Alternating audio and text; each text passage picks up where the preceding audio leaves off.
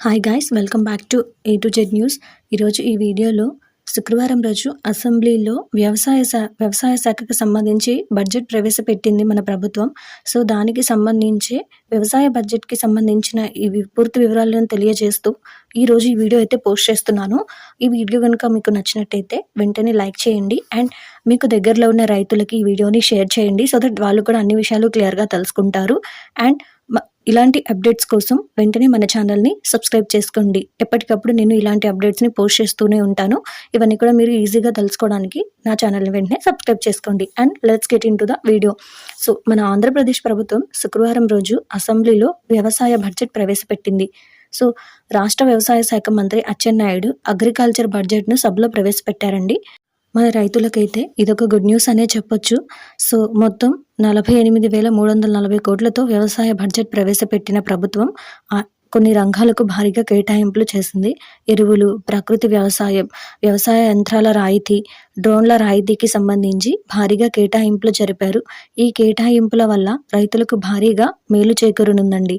మరి అదేంటనేది ఈ వీడియోలో నేను క్లియర్గా చెప్తాను. సో మీరు కూడా క్లియర్గా చూసి తెలుసుకోండి. అండ్ వ్యవసాయ బడ్జెట్లో దేనికి ఎంత కేటాయించారో కూడా ఇప్పుడు నేను చెప్తాను. సో గ్రోత్ ఇంజిన్లుగా 11 పంటలను ప్రభుత్వం పేర్కొంది. ఎరువుల స్టాక్ నిర్వహణకు 40 కోట్ల రూపాయలు ప్రవేశపెట్టింది. ప్రకృతి వ్యవసాయ ప్రోత్సాహానికి 61 కోట్ల రూపాయలు, వ్యవసాయ యంత్రాల రాయితీకి 139 కోట్లు, 7.78 లక్షల క్వింటాల విత్తనాలను పంపిణీ చేశారు. డ్రోన్ల రాయితీ కోసం 80 కోట్లు, 775 కిసాన్ డ్రోన్ వ్యవసాయ యాంత్రీకరణ కేంద్రాలు, అలాగే వ్యవసాయ యాంత్రీకరణకు 219 కోట్లు, విత్తన రాయితీ పంపిణీకి 240 కోట్లు, రైతులకు వడ్డీ లేని రుణాల కింద 250 కోట్లు కేటాయించారు. అలాగే దానితో పాటుగా అన్నదాత సుఖీభవ, పిఎం కిసాన్ అమలుకు 9,400 కోట్లు, అలాగే ఉచిత పంటల బీమా కోసం 1,023 కోట్లు, వ్యవసాయ శాఖకు 12,400 కోట్లు, అలాగే ఉద్యాన శాఖకు 930.88 కోట్లు, అలాగే పట్టు పరిశ్రమకు 96.22 కోట్లు, సహకార శాఖకు 239.85 కోట్లు, పశు సంవర్ధన శాఖకు 1,112.7 కోట్లు, మత్స్య రంగానికి 540.9 కోట్లు. వ్యవసాయ బడ్జెట్ ప్రవేశపెట్టిన మంత్రి అచ్చెన్నాయుడు కీలక ప్రసంగం చేశారు. మొత్తం 48,340 కోట్లతో వ్యవసాయ బడ్జెట్ ప్రవేశపెట్టిన ప్రభుత్వం వ్యవసాయ అనుబంధ రంగాలకు 13,487 కోట్లు కేటాయించారండి. దేశం, రాష్ట్రం అభివృద్ధికి వ్యవసాయమే ఆధారమని మంత్రి అచ్చెన్నాయుడు పేర్కొన్నారు.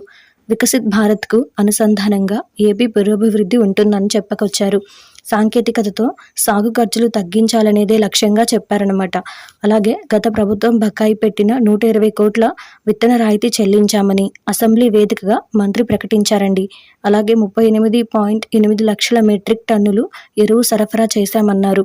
వ్యవసాయ రంగంలో తొలిసారి డ్రోన్ల వినియోగం చేపట్టామని మంత్రి అచ్చెన్నాయుడు తెలిపారు.